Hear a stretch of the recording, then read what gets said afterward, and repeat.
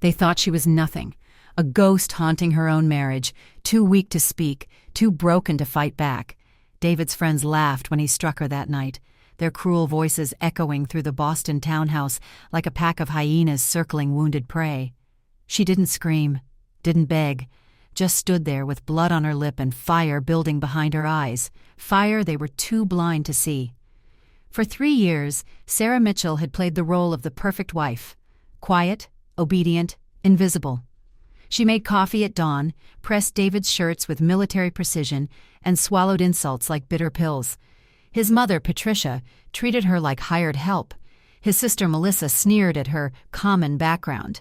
His friends, James and Connor, mocked her to her face, calling her pathetic, simple, a charity case David rescued from nowhere. What none of them knew was that Sarah wasn't born weak. Before David, before the wedding that felt more like a business transaction than a union, she had been someone else entirely. A martial artist trained in disciplines they couldn't pronounce, a woman who could break bones with precision, who had spent years mastering control, balance, and lethal efficiency. She had walked away from that life after an accident, buried that version of herself so deep she almost forgot she existed. But burial doesn't mean death, and patience isn't the same as submission. The morning after David stayed out all night, Sarah stood in their kitchen watching frost form patterns on the window. He stumbled in at 6 a.m. wearing yesterday's clothes, reeking of perfume that didn't belong to her. "Crashed at Connor's place," he muttered, grabbing the travel mug she'd prepared without thanking her. His eyes were bloodshot, guilty, defiant. "You could have called," Sarah said softly. David rolled his eyes with theatrical annoyance. "Sarah, please, don't start your needy routine. I was exhausted." Connor lived 15 minutes away. David had never stayed there overnight, but Sarah swallowed the lie, added it to the growing collection she kept filed away in her mind. Challenging him only made things worse. Silence was safer. Silence kept the peace. "I've got meetings all day," David announced, brushing past her like she was furniture.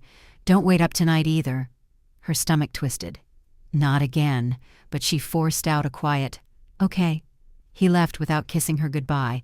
Hadn't kissed her in months, actually. The door slammed, and Sarah exhaled slowly, her breath fogging the cold morning air. The kitchen felt bigger without him in it, like the walls could finally stop bracing for impact. She cleaned methodically, folding laundry with sharp creases, answering messages from Patricia that dripped with passive aggression disguised as concern. "Remember the dinner tonight. Wear something appropriate. Don't embarrass David in front of his colleagues." Sarah typed back, "Of course, I'll be ready." She'd already selected a dress Patricia had approved months ago, one that made Sarah look like she belonged in their world of old money and older cruelty. Belonging in the Harrison family came with conditions Sarah never fully understood, rules that shifted depending on Patricia's mood. By evening, the dining room was immaculate. Expensive china Patricia insisted they use gleamed under soft lighting. David arrived late, cologne she didn't recognize clinging to his skin like evidence. "You look presentable," he said, glancing at her dress the way someone might assess a piece of staging furniture. "Thank you," Sarah replied, though the compliment landed like a stone in her chest. Guests arrived in a wave of forced politeness. Patricia swept in first, kissing the air near Sarah's cheek with practiced coldness. "Sarah, dear," Patricia cooed, "you managed the table settings correctly. I wasn't sure you remembered my instructions." "I remembered," Sarah said softly. Patricia nodded as if she'd personally trained a dog to sit.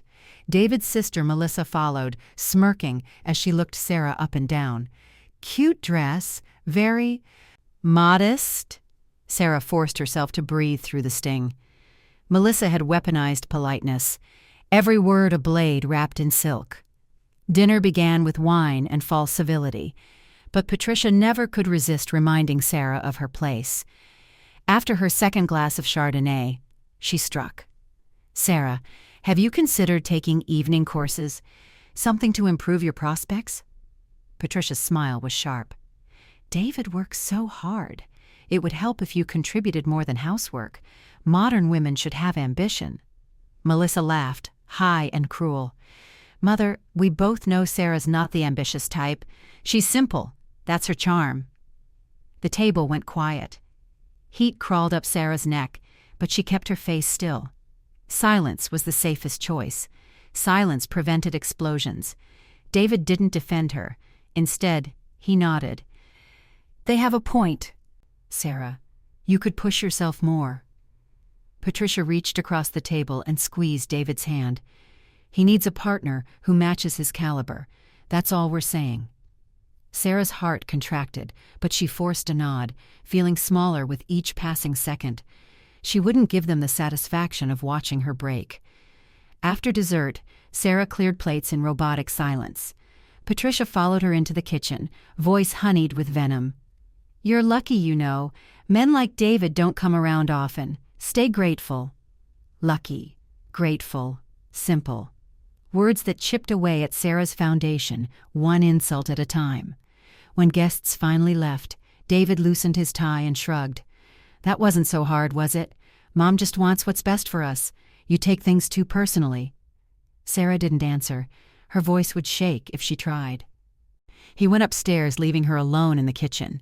She stood there, hands gripping the counter, forcing her breath to steady. She didn't cry, hadn't cried in years. Years ago, she used to fight back. Not with words, with discipline, precision, strength that came from training before dawn, pushing her body past limits most people never approached. Her sensei once told her she had fire inside that could burn down fear, but after the accident that shattered her knee and her dreams, she walked away from all of it, buried that part of herself deep enough that even she could forget. David had never seen that version of Sarah. He didn't know she wasn't fragile.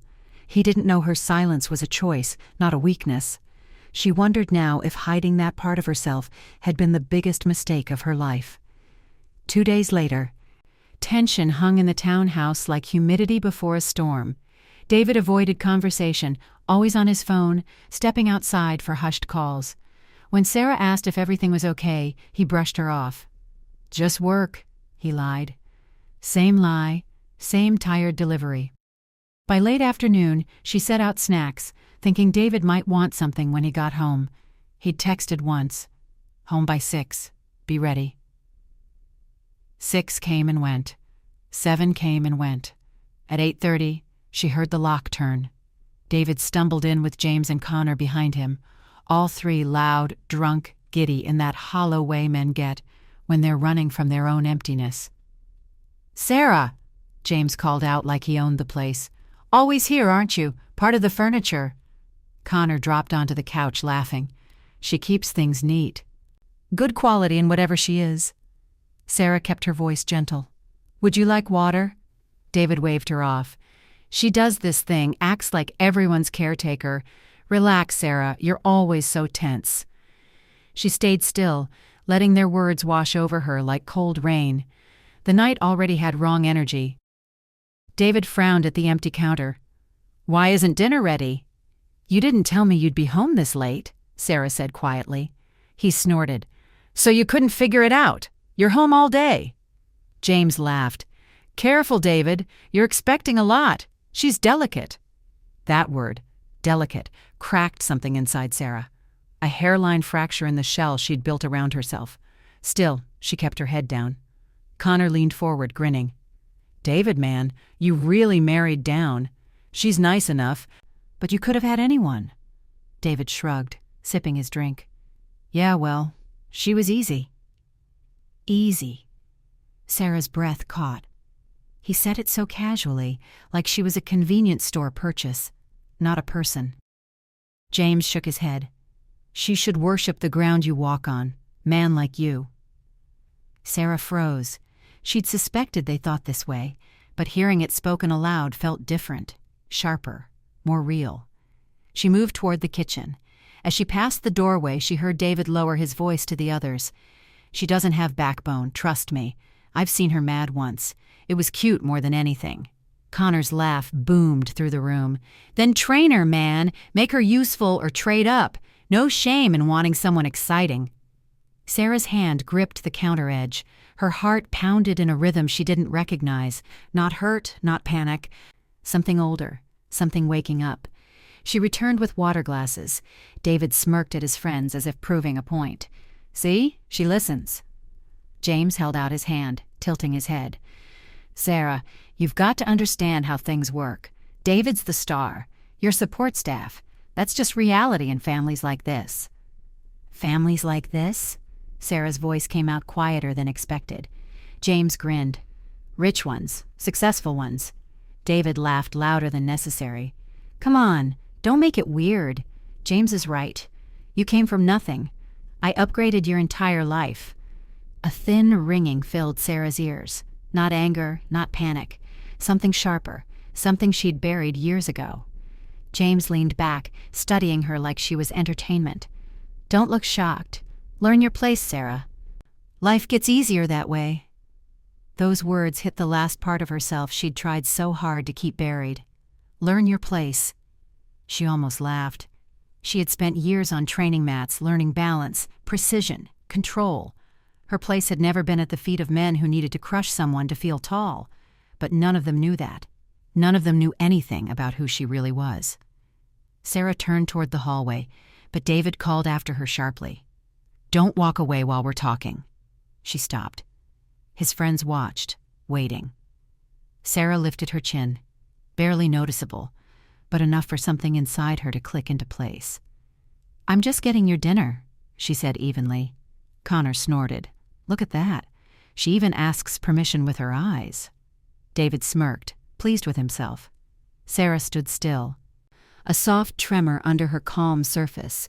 The room felt smaller, the air felt warmer. She sensed a shift in her own breathing, slow and steady, the way it used to be when she trained, when she prepared for someone to strike. She wasn't preparing now. She was remembering. As she turned back toward the kitchen, quieter than before, she wondered how much more of this she was willing to take. That question stayed with her long after their laughter rose behind her, long after David joked again about marrying down, long after James muttered that she should stay grateful. She didn't react, not yet, but something old and dangerous had begun to stir. The night stretched like an open wound. Sarah moved between the living room and kitchen with mechanical precision, small plates, napkins, water no one asked for, but everyone expected. She kept her steps light, her breathing quiet, as if silence might shield her from the sharp edges of their voices. The men didn't notice how her hands tightened every time they laughed at jokes she didn't understand. Or maybe they did, and simply enjoyed it. By 10 o'clock, David was drunk past the point of pretending charm. He sprawled across the couch, one arm behind James, bragging about deals he hadn't closed and future plans he barely understood. "Sarah doesn't get any of this," he said, waving toward the ceiling. "She doesn't really get me, but she tries. I'll give her that." Connor smirked. "Good wives don't get in the way. She's perfect for that." David laughed, shaking his head. "Perfect? Let's not go that far. She's safe, predictable. She won't ever challenge me." Sarah stepped back before they could see her face tighten. The old pieces of her, the ones she'd buried, pressed against her ribs, whispering, waking. When she returned with chips she didn't care about, James leaned forward. "Sarah, you ever think about upgrading yourself? Makeover, new wardrobe, something to make you look more interesting?" David choked out a laugh. "James, stop. She'll take that seriously and start wearing sequins or something." Connor added, "No, really, Sarah, try a little. David's a good-looking guy. You should keep up." She set the bowl down carefully. "I didn't know I wasn't keeping up." "Oh, come on," Connor replied, stretching. "Don't be sensitive. We're helping." Helping. They were helping themselves to her dignity, one cheap comment at a time. James raised his glass toward her. "Learn your place. Stay grateful. Marriage gets easier." Her stomach twisted. She didn't trust herself to speak. She turned away. David noticed, irritation flickering across his face. "Sarah," he said sharply, "don't walk away when we're talking to you." "We?" she asked quietly. "I thought you wanted me in the background." James whistled under his breath. Connor grinned like a kid watching something spill. David narrowed his eyes. "Don't get smart. It doesn't suit you." She didn't reply. She headed toward the kitchen again, but James called after her. "David, she's talking back. Maybe she's finally growing a backbone." The men laughed like it was the funniest thing they'd heard all night. Sarah closed the kitchen door and leaned against it. Her pulse beat steady and strong, not shaky like before. She remembered drilling stances until her feet went numb, holding poses until muscles trembled. Learning to breathe through every emotion, anger, fear, exhaustion. She used to be good at that. She still was. She made tea no one asked for and carried the tray back. The moment she entered, Connor slapped David's shoulder and pointed. "Perfect timing. We were debating whether you're too soft or just too loyal." Sarah set down the tray. "Tea." James grabbed a cup. "You're sweet, Sarah. Really. I get why David keeps you around." David took his cup without thanking her. "She's quiet. That's what I like. Quiet wives are rare." Connor nodded. "Most try to run the house. Sarah doesn't run anything." David laughed. "Exactly. She's simple. Doesn't fight back." Sarah stood there a second longer than usual. Her voice stayed low, even. "I don't need to fight." Connor raised an eyebrow. "Why not?" "Because some things aren't worth the energy," she said. David leaned back, amused. "See? This is what I mean. She thinks she's wise. It's adorable." Something inside her, something long forgotten and sharp-edged, twisted at his tone. She left before she said something he'd punish her for later. By 11, the men were restless and louder. James knocked over a glass. Connor spilled beer on the couch. David laughed so hard he nearly fell over. Sarah walked back in to pick up broken glass, crouching carefully. As she did, David said to his friends, "You know what I told people earlier? I married down." She froze. James laughed. "You really said that?" "Of course," David said. "You both know it. She came from nothing. I upgraded her life." Connor added, "She should thank you every day." David nodded. "Exactly. She's lucky I chose her." The floor shifted beneath Sarah's knees. She didn't make a sound, just kept picking up glass, one sharp piece at a time, careful not to cut herself. James tilted his head at her. "Hear that, Sarah? You hit the jackpot." Sarah held the last piece of glass. It glittered under the lamp. Her hand didn't shake. "I heard," she said. David waved her off. "Don't get moody. We're joking." No, they weren't. She could tell they meant every word. Connor stood and stretched. "David, man, I'm starving. What have you got?"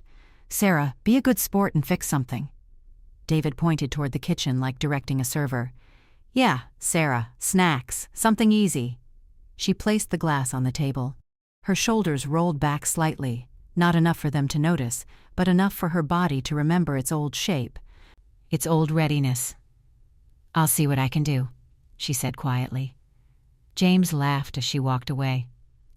"Man, she listens well. You trained her right." David smiled proudly. "Told you, she stays in line." Sarah paused just outside the living room and closed her eyes. Something cracked in her chest, not breaking, but releasing. She drew in a slow breath, deep and controlled, the way she'd been taught long before she ever knew David existed. She stayed in the kitchen longer this time, settling the storm inside her. Voices filtered through the doorway, muffled but still sharp. Mark said, "She'll always be obedient. That's why I married her." Connor replied, "Yeah, but don't you ever want someone exciting? Someone who actually pushes back?" David hesitated. "Maybe. But Sarah's safe." Safe. That word burned. She turned back toward the living room only to find James leaning in the kitchen doorway. He must have wandered in quietly. He studied her face. "Don't look so upset. We're just talking." She kept her expression still. "I'm not upset." "Good," he said, stepping inside. "Because truth doesn't have to hurt." He said it like advice, but it felt like a warning, a threat. James glanced at the counter. "You making food?" "Yes." "Good girl," he said. Her jaw tightened, not visibly, but enough for her to feel it. James stepped closer, lowering his voice. David's got a lot going on. Don't make life harder for him. Know your role. That's all I'm saying. She knew exactly what he meant. He said it because he liked the power of it. I understand, she said. James grinned, satisfied, and walked out. Sarah set food on a tray and carried it to the living room. The men barely looked at her, lost in some loud debate about business. She set the tray down quietly. Connor grabbed chips. See? Perfect. Doesn't complain, doesn't argue. David nodded. She's steady. It's what I needed. Sarah stood there watching him, really watching him. The man she married looked nothing like the man in front of her. Somewhere along the way, she'd convinced herself that patience would pull them back. Now she wasn't sure there was anything left to return to. David caught her staring. What? He asked, annoyed. Why are you looking at me like that? She blinked slowly. No reason. Then go, he said. You're hovering. She stepped back. The room felt colder now, not because of the air, but because of the truth she could no longer ignore. David didn't see her as a partner. He saw her as a shadow. Connor turned to David with a grin. Man, she's really quiet tonight. You sure she's okay? David shrugged. She's fine. She always is. James raised a brow. You sure? Even quiet wives can get tired. They can snap. David laughed, loud and hard. Sarah? Snap? She can't even raise her voice. The words hung in the air longer than they should have. Sarah felt something flare inside her chest. Not anger, not fear, recognition. A part of her she'd hidden for years finally lifted its head. The men kept talking, kept laughing, kept peeling away at her dignity without thinking. She stepped back once more. Then David said something that made everything sharpen. She'll stay grateful, he told them. She knows what she has. She knows she wouldn't survive without me. Sarah felt the world shift, slowly, steadily, like the ground making room for something heavy. She didn't speak again for the rest of the night, not when they spilled more drinks, not when David called for her, not when James made another comment about knowing her place. She waited. She breathed. She listened to the voice inside her she'd ignored for years. By midnight, the men finally stumbled out. David waved goodbye, laughing as they left. When the door closed, the house went silent. Too silent. David turned to her with a tired grin. You okay? He asked, as if the whole night had been a shared joke. She didn't answer. He shrugged and headed toward the stairs. Clean up before you come up. She didn't move. When he was halfway up, she finally turned toward the hallway. Her steps weren't hesitant now. They were measured, steady, controlled. She went upstairs, not to their bedroom, but to the bathroom. She closed the door, locked it, walked to the mirror. Her own reflection stared back at her, quiet, calm, nothing like the woman they believed she was. Her voice came out low and certain. You shouldn't have done that, David. Morning light slid across the bedroom floor, soft and pale, but Sarah didn't feel softened by it. She moved quietly as always, yet something in her movements had changed. She didn't rush, didn't shrink, didn't fill silence with small questions or anxious suggestions. She simply existed in the room like someone who had finally stopped trying to disappear. David noticed almost immediately. He sat on the bed's edge, rubbing his neck, watching her the way someone might watch a dog that suddenly stopped obeying commands. Suspicious, curious, not alarmed yet. You're up early, he said. I usually am. He blinked. Yeah, but you're different today. She didn't answer, just folded a blanket and placed it on the chair by the window. She didn't look shaken, didn't look nervous, just calm, too calm. David frowned. You're not still upset about last night, are you? You know how the guys get. We were just messing around. She looked at him then, a slow, level look. I heard what you said. He swallowed once, then lifted his chin like charm could fix anything. Sarah, don't start. I was drunk. Everything gets exaggerated when guys drink." "Not everything," he sighed, annoyed more than anything. "Look, if I said something you didn't like, let it go. You make too much out of little things." She didn't argue. She only said, "Okay," and turned to leave. The simplicity of the word unsettled him. "Wait, where are you going?" he asked. "To make breakfast." He watched her walk out, unable to shake the feeling that something inside her had shifted, something he didn't recognize, but he told himself she was probably scared, maybe embarrassed. She'd get over it. She always did. Over the next few days, Sarah's silence didn't break. It grew stronger, and the space between them grew with it. David couldn't explain why it bothered him. Sarah had always been quiet. But this was different. This silence didn't bend, didn't ask anything of him. It felt controlled, measured, like she was waiting for something, and David hated not knowing what someone was thinking. 2 nights later, curiosity got the better of him. He went through her phone while she was in the shower, expecting angry messages to a friend or sister, someone encouraging her to leave. But she hadn't texted anyone except one name, Sensei Takeshi. He frowned at the screen. Why would she text someone like that? Only one short message. "Are you there?" He scrolled but found nothing else. No response, no thread, no explanation.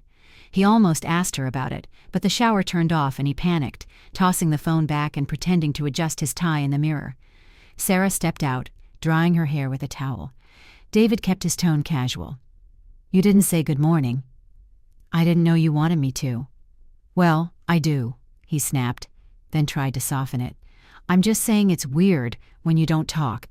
You're usually nicer." She nodded, not apologetic, just acknowledging. "I can say good morning. Good morning, David." He didn't know why that unsettled him even more. Later that afternoon, while straightening the living room, Sarah moved a stack of magazines. One slipped and landed half open on the floor. A white envelope corner peeked from the middle. She picked it up. It wasn't addressed to her, not even hidden well. David must have shoved it there in a rush. Inside was a printed receipt from a jewelry store, a necklace, gold, expensive. Not for her. She never received gifts that cost more than grocery money. Her heart went still. Another paper slipped out, a small card with handwritten text. "Can't wait to see you again. Last night was perfect. Rachel." Rachel. She knew the name. Patricia mentioned her often as an example of the kind of woman David should have married. A wave of heat spread under Sarah's skin, but she kept her breathing steady. She opened the jewelry store's website on her phone and searched the item number. The necklace was beautiful, delicate, timeless, the kind of thing she would have worn to keep something meaningful close to her heart. But it wasn't for her. She placed the receipt back inside the magazine. She didn't cry, didn't sit down or gasp or cover her mouth the way a woman in a movie might. She just stood there, letting the truth settle in quietly. David wasn't just cruel. He was unfaithful, and he hadn't even bothered to hide it well.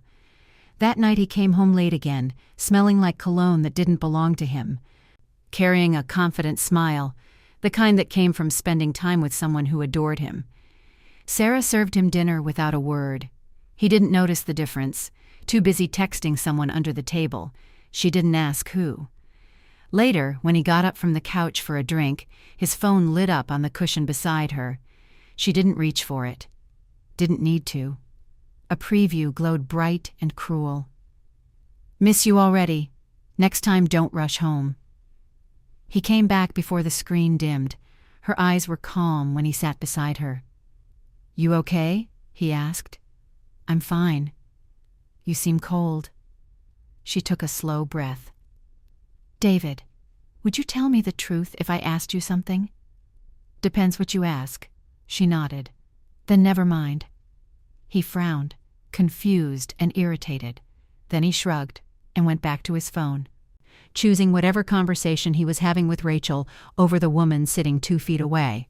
Sarah watched him for a long moment, not with jealousy, not even pain, with clarity. The next morning, Patricia arrived unannounced, walking into the house like she owned it. She always acted like that, but today she carried urgency. "Sarah," she said briskly, "we need to talk." Sarah placed a folded towel on the table. "About what?" "The property your parents left you." Sarah stilled. "What about it?" Patricia gave her a tight smile. "You know David has plans, big ones.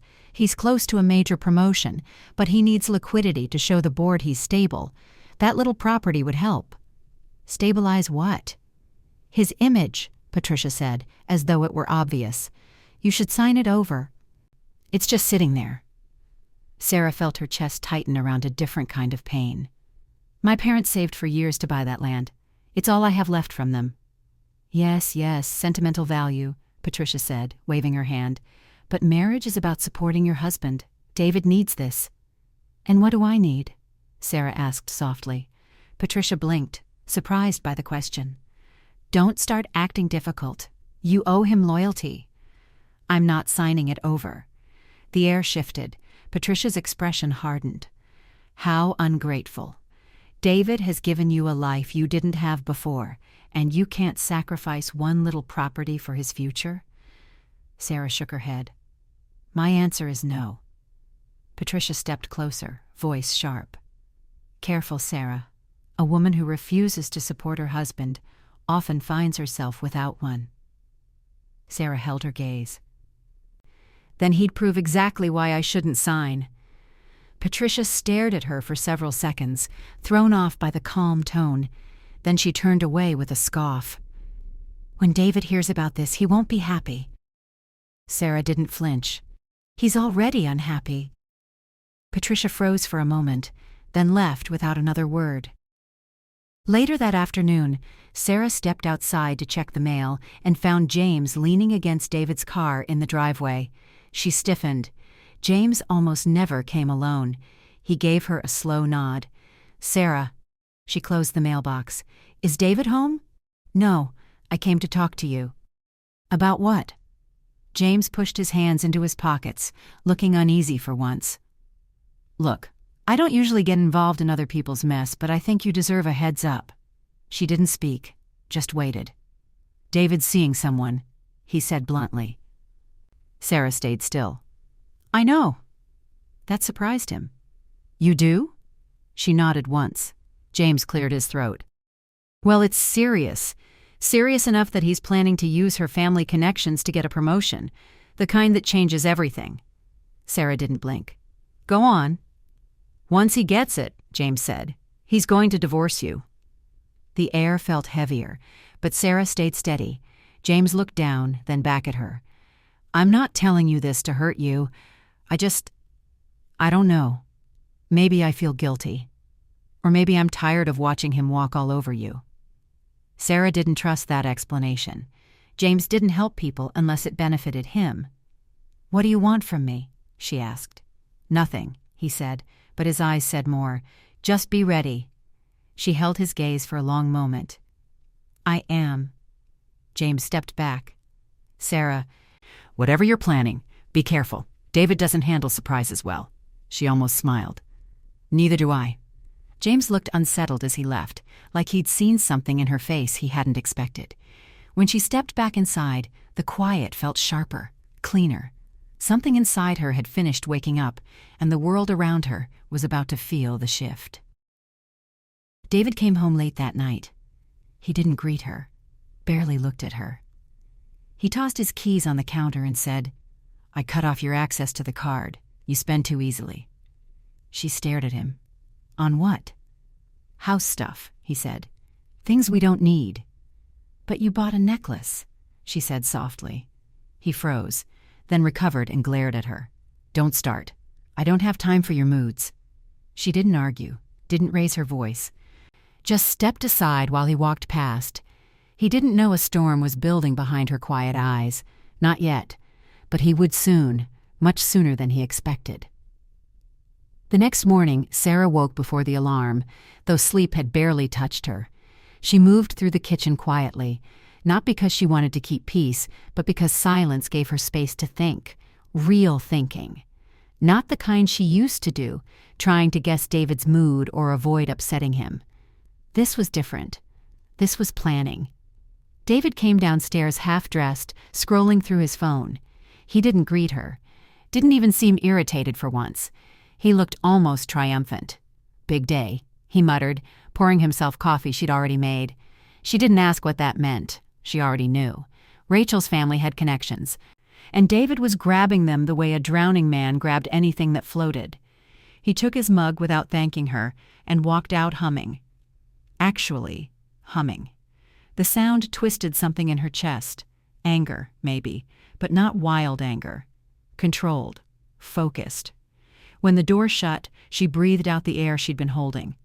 The house was quiet again. Too quiet. She used to hate that. Now she used it. Around noon, she went upstairs to gather laundry. When she opened the closet, a faint smell drifted out. Perfume she didn't wear.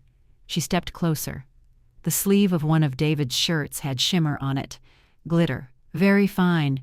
Very expensive. Rachel. Sarah stood still, the shirt hanging from her fingers. She thought about the nights David came home late, claiming meetings that never existed, the necklace receipt, Patricia's pressure. James's warning, the text preview from R. She folded the shirt slowly and placed it on the bed. There was no more room for doubt. Her phone buzzed on the dresser. A message from an unknown number lit the screen. "Dinner tonight. My father will be there. Don't be late. R."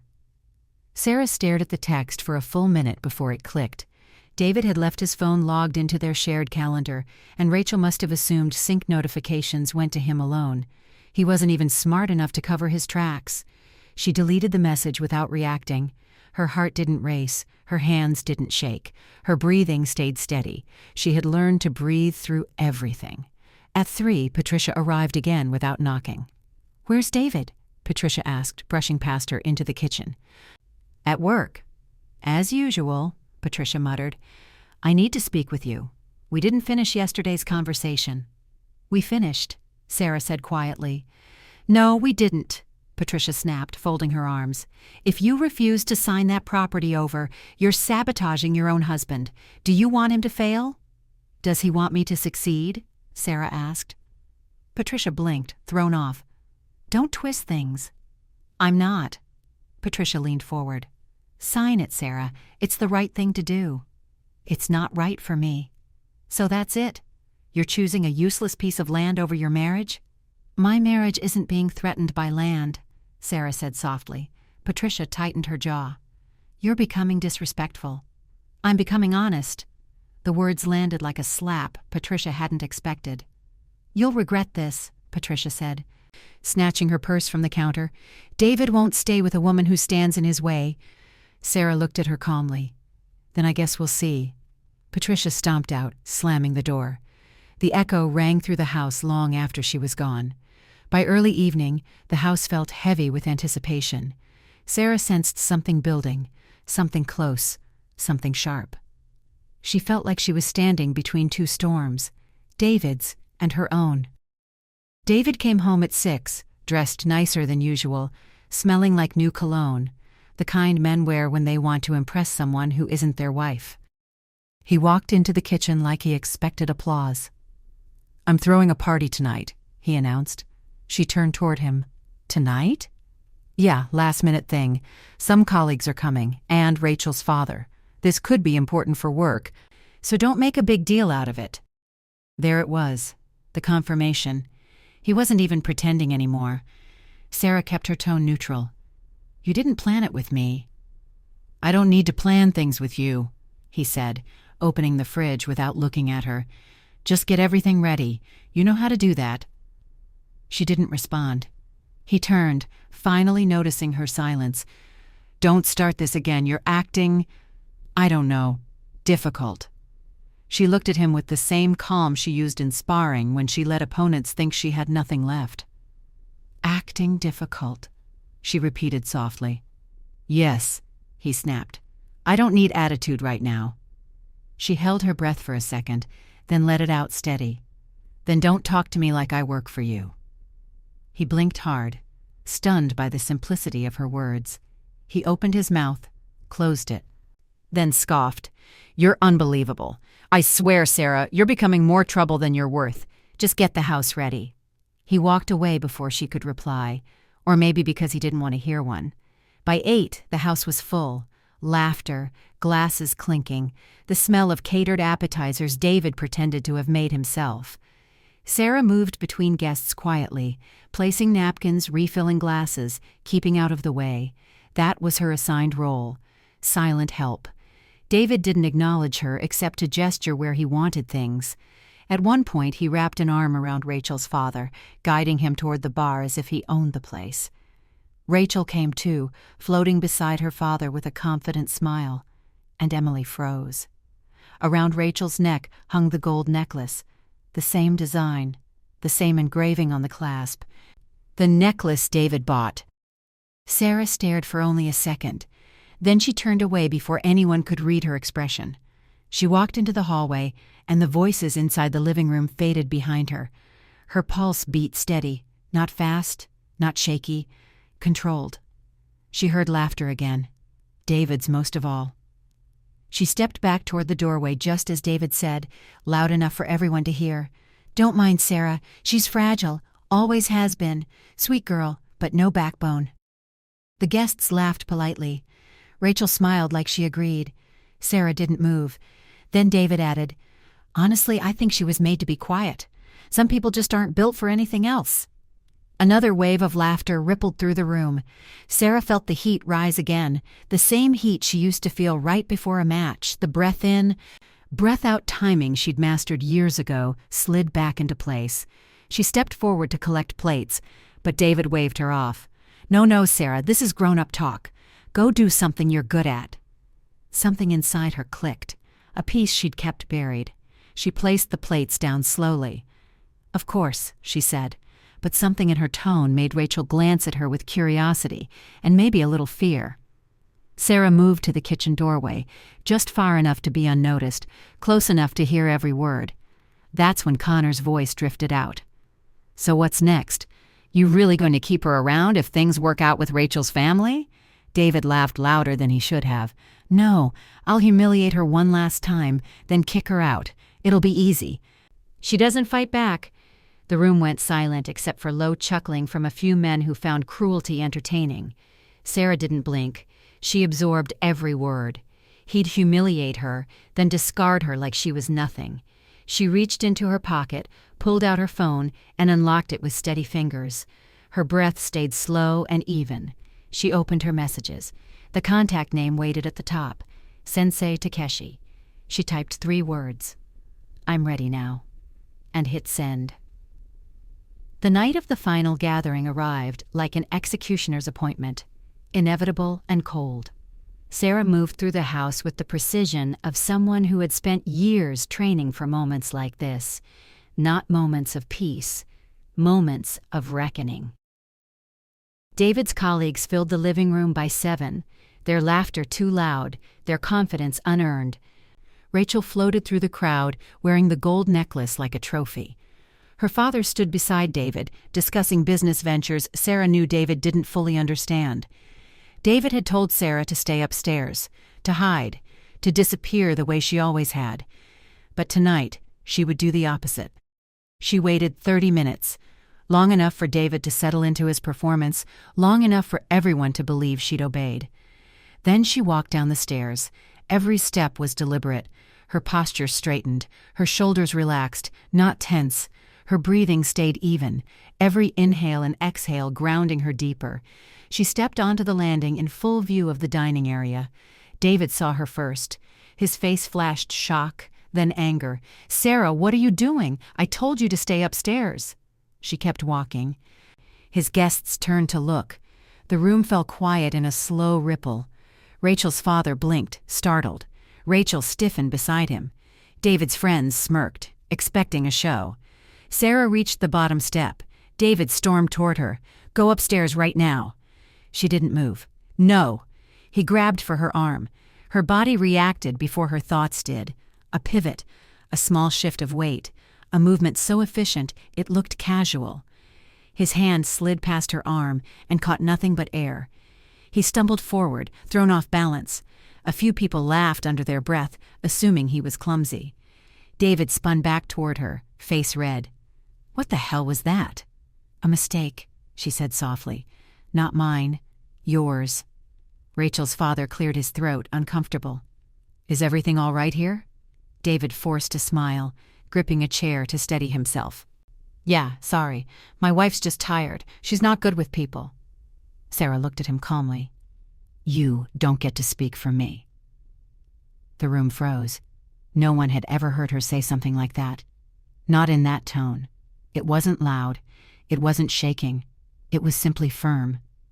David clenched his fists. "Sarah, stop." He walked toward her again, faster this time, reaching for her shoulder. She stepped aside. Not big movements, not dramatic ones. Small pivots, practiced footwork, enough to make him miss. He looked foolish. Guests exchanged glances. David lunged a third time, furious. Sarah stepped back half an inch, guided his momentum with one simple movement of her hand, barely a touch, and he stumbled harder, catching himself on the dining table. Glasses rattled, a plate slid. Someone whispered, "What was that?" Someone else murmured. She moved like she knew where he was going before he did. Mark straightened, embarrassed and angry. "Stop moving like—" He came at her again. This time his stumble was worse. He landed against the wall with a thud and a groan. Connor barked a laugh before catching himself. James covered his mouth. David's humiliation bloomed across his face. "I swear, Sarah," he hissed, "if you make me look stupid—" "You're doing that yourself," she said. A hush traveled through the room like a cold wind. James muttered, "Holy hell." That's when David's friends jumped in. Connor stepped forward first, trying to act playful but irritated. "Hey, Sarah, relax. We get it. You're upset. Just go upstairs and let David handle the real conversation." She didn't respond. James tried next. "Come on, don't make this a scene. You don't want to embarrass yourself." She took a single step forward. Both men flinched back without meaning to. She didn't attack, didn't raise her hands, but her presence changed the air.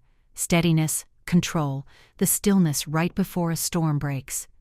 David, humiliated beyond reason, lunged again. She didn't dodge this time. Instead, she guided him with one small shift of her hip. He flew past her shoulder and crashed into Connor, sending both men stumbling into a chair that scraped loudly across the floor. Gasps filled the room. James tried to grab her arm. She moved his wrist aside with a gentle push that sent him losing balance, dropping into the couch, not hurt, not struck, just completely dismantled. And every eye in the room watched the truth unfold. She was not weak. She was not fragile. She was not silent because she was scared.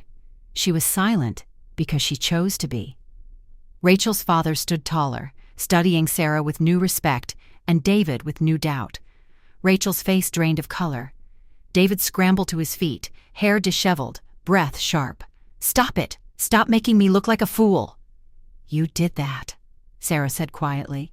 He stared at her, shaking with anger and disbelief. "What are you?" "A wife," she said, who finally stopped pretending. The room had gone completely still. David looked around and saw judgment gathering in every pair of eyes. His reputation, the thing he cared about more than anything, had started to crumble right in front of him. "You think this proves something?" he spat. "You think humiliating me makes you look strong?" Sarah reached into her pocket. "Not strong. Just honest." She held up her phone. David froze. Every man in the room shifted uneasily. "What is that?" David demanded. Sarah tapped the screen. Before he could grab it, before anyone could stop her, Rachel's voice played from the speaker. "I can't wait until she's gone. Then everything will be simple." A few people gasped. David lunged. "Turn that off!" She stepped back smoothly. Another recording played. David's voice this time, drunken and cruel. "I'll humiliate her one last time before I get rid of her." A murmur rippled through the guests. Then another recording. "I married down. She was easy to control. Quiet girls don't fight back." And another. "Just break her spirit, David. Make her sign over the land." Patricia's voice. Rachel's father's expression hardened. David lunged again, desperate now. reaching for the phone like grabbing it could erase everything the room had already heard. His fingers never reached it. Sarah shifted her weight and stepped to the side in one smooth motion. His own momentum carried him past her, and he stumbled into the table so hard a wine glass shattered on the floor. He stayed there, gripping the table, breathing heavily, humiliated beyond anything he'd ever imagined. Rachel's father stared at him with cold, sharp eyes. "You said you admired integrity. Now I hear you plotting behind your wife's back, cheating, manipulating her family's assets." David swallowed hard. "No, this is taken out of context. She's twisting things." Sarah pressed another button. Patricia's voice filled the room again. "Break her spirit. Make her easy to handle." Rachel's father went still. Rachel's face drained further. For once she couldn't look at Sarah. She looked away, ashamed. Not for what she'd done, but for being exposed. Sarah turned off the recording. The silence that followed was thick and cold. David pushed himself up, pointing a shaking finger at her. You've been recording me, spying. You're insane." She stayed calm. "I protected myself." "That's not protection. That's betrayal." She raised her eyes to his, steady and clear. "You betrayed this marriage years ago. I'm just telling the truth." Rachel stepped back from David as if she suddenly realized he was a burning building she needed to escape. His friends shifted uncomfortably. None of them moved to help him. None defended him. None even looked at him with sympathy. David looked around, seeing himself alone for the first time. Rachel's father broke the silence. "This partnership we discussed is over. I don't trust you. I don't trust your judgment. And I don't want my family tied to someone who treats his wife like this." David's mouth dropped open. "Sir, please listen." But Rachel's father turned away. Rachel did too. Without a word, she walked toward the door. David reached for her. Rachel, wait. We can talk." She looked back at him with disgust Sarah had never seen on her face before. "You told me she was pathetic. You told me she was weak, and I believed you." She let her gaze drop over him, sweating, shaken, desperate. "But look at you, David. You're the weakest person in the room." Then she walked out. Her father followed without another glance at David. David stood frozen, hands still hovering in the air. Chest rising and falling in panicked breaths. Connor and the others backed away, pretending they hadn't been part of anything. James didn't even look at David. He just shook his head. "Man, you did this to yourself." And he left the room too. One by one, every guest followed, murmuring apologies to Sarah as they slipped through the doorway. Not because they deserved forgiveness, but because they finally saw her strength and were afraid of what it revealed about their own cowardice. Soon, it was just Sarah and David in the room. The silence stretched. David wiped his face, trying to pull himself together. His voice cracked when he spoke. "Sarah, come on. You can't do this. You're overreacting." She didn't answer. He stepped toward her slower, not with anger, but with fear. "We can talk about this. We can fix this." "Fix?" she said softly. "You filed divorce papers without telling me. That was a mistake. I was stressed. Everyone makes mistakes. You slapped me." He hesitated. "You provoked me." "You cheated." He winced. "It didn't mean anything." "You said you married down." He closed his eyes. "You told your friends you would humiliate me before kicking me out." His shoulders fell. "You tried to take my parents' property." He didn't deny it. "You called me weak." He finally looked up, tears welling, not from remorse, but from fear of losing his reputation, his comfort, his control. "Sarah, please, you're my wife." "No," she said, her voice low and certain. "Not anymore." She reached into a drawer behind her and pulled out the divorce papers he'd filed. She placed them on the table, slid them toward him. "I'll sign," she said. His eyes widened with hope.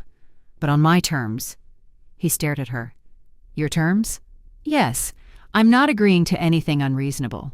She laid a second paper on top, a modification guaranteeing her financial support due to emotional and marital misconduct, full relinquishment of her property rights, a penalty for concealed adultery. David read it. His hands began to shake. I can't sign that." "You will," she said. "And if I don't?" he asked, voice breaking. She lifted her phone again, tapping the recordings folder. He flinched. His career was gone. His future was collapsing. And Sarah held the last thread. "If you don't sign," she said, "these recordings become public, and then the fallout won't stop at tonight." He stared at her, eyes wide, chest tight. How long have you been planning this?" "A while," she said. She didn't elaborate. Didn't tell him she'd created backup accounts after he shut off her cards, that she'd kept copies of every document he hid, that she'd spoken with an attorney quietly months ago when his first lie burned deeper than the rest. She didn't explain that every insult hardened her resolve, every dismissal reminded her of who she once was, every cruel joke sharpened the edges of her strength. He didn't deserve to know the details. "You can sign now," she said, "or I can destroy what's left of your reputation. Your choice." His face contorted with anger, fear, desperation. "Please, Sarah," he whispered, "don't do this." She handed him a pen. "You did it. I'm just finishing it." David's hand shook as he scribbled his signature. The moment his pen left the page, something in the air shifted. He had no power over her anymore. Not legally, not financially, not emotionally. Sarah folded the papers, put them neatly into a folder, and looked at him with a calm he couldn't comprehend. "I'll leave tonight," she said. His mouth opened, closed, then opened again. "Where will you go?" She didn't answer. Where she was going wasn't his concern. She walked toward the stairs, quiet as ever, but this time her silence wasn't for him. It was for herself, for the version of her that had waited years to stand up, for the strength she had reclaimed piece by piece. Upstairs she packed a small suitcase, clothes, personal items, the wooden box. When she held the highest level belt in her hands, something inside her softened, not in weakness, but in certainty. She slipped it into the suitcase gently. Her phone buzzed. A message from Sensei Takeshi. "Tomorrow, first class. Are you ready?" Sarah's breath steadied. One simple reply. "Yes." She closed the suitcase, took one last look at the house that had held so much pain, and walked down the stairs. David stood at the bottom, eyes hollow. "Sarah, please don't go." She walked past him without slowing. "Goodbye, David." He didn't follow her. He simply watched the door close behind her as the life he'd controlled slipped out of his hands forever. Outside, the night air felt cool and clean. She stepped onto the driveway with steady steps, the weight of the suitcase balancing her, grounding her. She wasn't leaving broken. She wasn't leaving small. She was leaving whole. In the distance, the sky stretched wide and open. And for the first time in years, she felt the world opening with it. Strength wasn't loud. It didn't need shouting. It didn't need a raised fist. Sometimes the quietest person in the room was the one holding the most power. And the woman they tried to break was the one who would teach them the meaning of regret. Sarah walked forward into her new life, the life she chose, the life she earned, and the life she was finally ready to live.